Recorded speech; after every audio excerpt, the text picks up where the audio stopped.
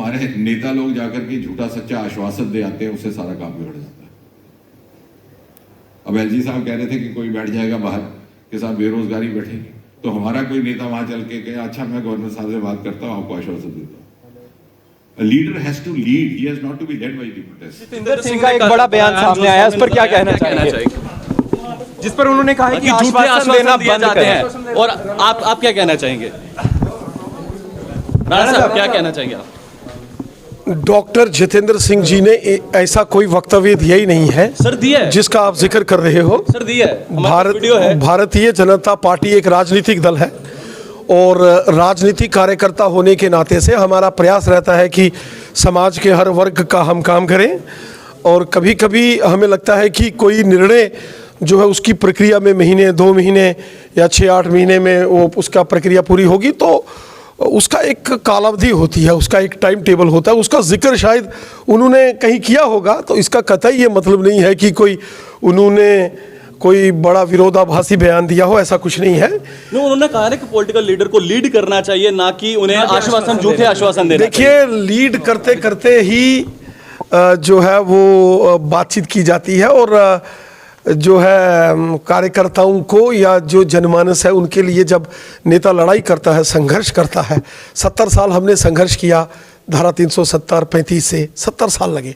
और 70 साल हमने हर एक को विश्वास दिया कि जब भी प्रचंड बहुमत के साथ भारतीय जनता पार्टी की सरकार आएगी, लोकसभा और राज्यसभा में बहुमत आएगा, तो उस समय भारतीय जनता पार्टी ये महत्वपूर्ण निर्णय करेगी। और वो हमने करके दिखाया, जो हमने जनता को आश्वासन दिया था कि 70 सालों तक जो हमने जिसका संघर्ष लड़ा वो हमने कर दिखाया। भारतीय जनता पार्टी व्यक्ति आधारित कोई दल नहीं है, हम विचारधारा और एक टीम वर्क के नाते से काम करते हैं, सारे मिलके करते हैं। हमारे में किसी प्रकार का कोई विरोधाभास नहीं होता, हमारे में कोई भी हमारा साथी सहयोगी जो है वो अपने लिए काम नहीं करता, देश के लिए, समाज के लिए करता। उन्होंने बीएसएफ सीआईएसएफ का भी जिक्र किया, और उस समय आप ही थे जिन्होंने उन्हें दिल्ली तक गए थे। देखिए, हमारा फर्ज है ना, उनका इशारा आपकी तरफ। चलिए, वो हमारे बड़े भाई हैं और बहुत बार उनके साथ हमारी बैठ के चर्चा होती है, और अगर उनका कोई सुझाव आता है तो हम उस पर चर्चा करते हैं। आप इस सुझाव को किस तरह से देखते हैं? देखिए, हमारे आप सुझाव मानते हैं या कोई नसीहत? नहीं, देखिए, हमारे राजनीति के अंदर भारतीय जनता पार्टी में सभी हम लोग मिलके चलते हैं। यहाँ कोई व्यक्ति अलग से नहीं होता है, हम सब एक हैं।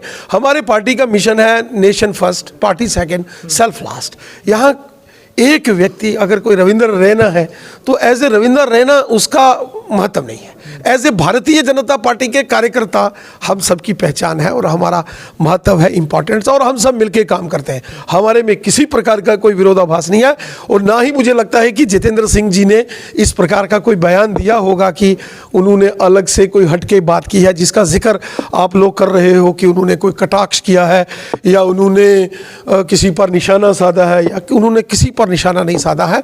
पिछले दिनों जब माननीय गृह मंत्री अमित शाह साहब जम्मू कश्मीर के दौरे पर आए तो उन्होंने यहाँ अगर कहा कि पहाड़ी कबीले के लोगों को अगर उन्होंने आश्वासन दिया, उनको विश्वास दिलाया कि आपको आपके अधिकार दिए जाएंगे, या मोदी साहब और अमित शाह साहब ने जम्मू कश्मीर के संदर्भ में कहा कि यहाँ जो है हालात ठीक होते ही यहाँ राज्य का दर्जा यूटी से पुनः बहाल किया जाएगा और इसको यूटी से राज्य बनाया जाएगा, या फिर यहाँ आपने देखा होगा कि बहुत सारे वीडीसी का मसला है। अमित शाह साहब खुद वीडीसी के मेंबरों को मिलकर उन्होंने इस बात को कहा है जल्द राज्य का दर्जा बहाली होगी। चलिए, ये फिर वही आप बोलेंगे कि फिर विश्वास बहाली है, आश्वासन देना अब कहीं ना कहीं बंद हो जाएगा। मैं कहता हूँ राजनीति में कोई बात करता है, राजनीति में अगर किसी ने कोई विषय रखा है तो जब जनमानस को जो विषय है उसके ऊपर जनता के प्रतिनिधियों का काम है बोलना।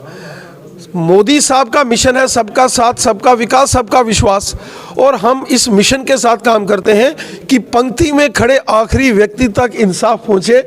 इसके लिए बीजेपी काम करती है। बीजेपी का नारा है अंत्योदय।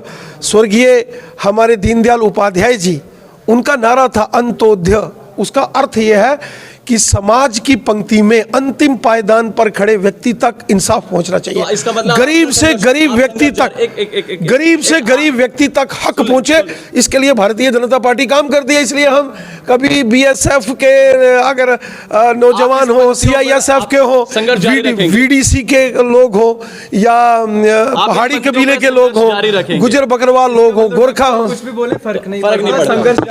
संघर्ष जारी रहेगा। मैं कहता हूं ये तो आप, ये तो हम सब एक हैं, हमारे में कोई मन भेद, कोई मत भेद, कोई मनोमुटाव नहीं होता है। पीडीपी एनसी खुशियां मनाएगी ये बयान सुनकर।